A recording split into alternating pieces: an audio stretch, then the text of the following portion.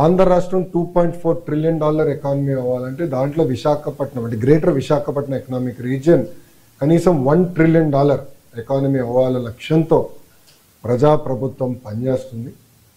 మేము విశాఖపట్నానికి వచ్చేసి ఏదో ప్యాలెస్లు కట్టాలన్నో దానికి రాలేదు. ప్రజలకి ఉద్యోగాలు ఉపాధి కల్పించే పెట్టుబడులు తీసుకురావాలి, అవి గ్రౌండ్ చేయాలి, అవి ఎగ్జిక్యూట్ చేయాలి, అవి బిల్డ్ చేయాలి. తద్వారా మన పిల్లలకి ఉద్యోగాలు వస్తున్న లక్ష్యంతో మేము పనిచేస్తున్నాం.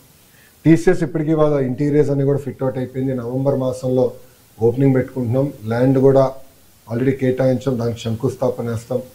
నవంబర్లో కాగ్నిసెంట్ సిఇఓ గారు కూడా వస్తున్నారు, వాళ్ళ కొత్త ప్రాజెక్ట్కి శంకుస్థాపన వేస్తున్నాం. డిసెంబర్లో వాళ్ళ సెంటర్ కూడా డెవలప్మెంట్ సెంటర్ కూడా ఇక్కడ ప్రారంభించబోతున్నారు. గూగుల్ ఇప్పటికీ మీకు తెలుసు ఈ నెల మేము రేపు రాత్రి ఢిల్లీకి వెళ్ళి ఎల్లుండి గూగుల్ కూడా వాళ్ళ లీడర్షిప్ కూడా వస్తున్నారు, కలిసి పెద్ద ఎత్తున అనౌన్స్మెంట్ చేస్తున్నాం.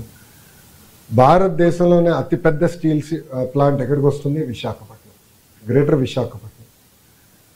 India single largest FDI investment ever ఎక్కడికి వస్తుంది? విశాఖపట్నం. అది మాకు ఈ ప్రాంతం పట్ల ఉన్న చిత్తశుద్ధి. అభివృద్ధి చేస్తాం.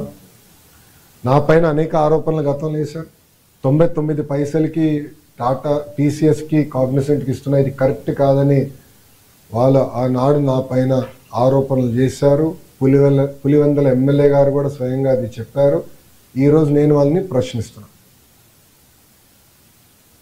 చేయాలా చేయకూడదా అని వాళ్ళని ప్రశ్నిస్తున్నాను. టీసీఎస్కి 99 పైసల్లో భూమి ఇస్తాం తప్ప అని వాళ్ళని ప్రశ్నిస్తాం.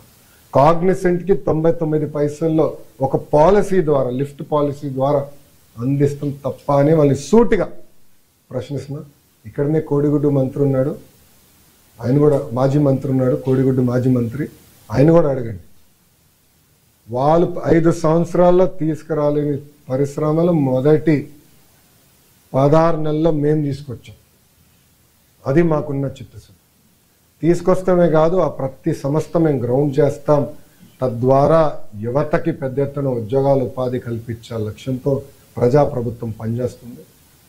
ఇంతేకాకుండా ఈరోజు నేను ప్రత్యేకంగా ఈ 4 జిల్లాల కలెక్టర్లు గారిని కూడా రమ్మని కోరాను. వచ్చాము, సుమారుగా 40 నిమిషాలు మేము మీటింగ్ పెట్టుకున్నాం. అక్కడే గ్రేటర్ ఎకనామిక్ రీజియన్ తయారు చేయాలన్నప్పుడు కావాల్సిన ఇన్ఫ్రాస్ట్రక్చర్ ఏంటి, రోడ్స్ ఏంటి, ప్రభుత్వ భూములు ఎక్కడున్నాయి, అవన్నీ ఎట్లా అన్లాక్ చేయాలి, ఇది మొత్తం ఒక ఇంటిగ్రేటెడ్ అప్రోచ్ కింద చేయాలని లక్ష్యంతో వాళ్ళందరినీ పిలిచాను, వాళ్ళకి బ్రీఫింగ్ ఇచ్చాం. మొన్న గూగుల్ది క్యాబినెట్లో క్లియర్ చేసేటప్పుడు గౌరవ ముఖ్యమంత్రి గారు చాలా స్పష్టంగా ఇప్పటి నుంచే మీరు ప్లాన్ చేయండి గ్రేటర్ ఎకనామిక్ రీజియన్ది, మళ్ళీ తర్వాత ట్రాఫిక్ జామ్లు వచ్చిన దాకా రోడ్లు వేస్తాం కాదు, ముందలే ప్రిపేర్ అవ్వండి. ఎందుకంటే రాబోయే 5 సంవత్సరాలు 5 లక్షల మందికి ఒక ఐటీ రంగంలోనే ఉద్యోగాలు కల్పించాల లక్ష్యంతో మేము పనిచేస్తాం. 5 lakhs. నేను ఈరోజు స్పీచ్లో కూడా చెప్పాను. ఈరోజు విశాఖపట్నం చూస్తే 94 హైదరాబాద్ నాకు గుర్తొస్తుంది. హైదరాబాద్కి 30 సంవత్సరాలు పట్టింది ఈరోజు ఈ స్థాయికి వచ్చేదానికి. 10 సంవత్సరాల్లో మేము అదే విశాఖపట్నంలో చేసి చూపిస్తాం.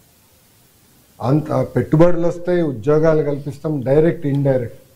కానీ ఇది చేయాలంటే ఒక కాంప్రహెన్సివ్ విజన్ అనేది అవసరం, కాంప్రహెన్సివ్ ప్లానింగ్ అనేది అవసరం, ఇంటిగ్రేటెడ్ అప్రోచ్ అనేది చాలా చాలా అవసరం. ఆ దిశగా మేము పనిచేస్తున్నాం.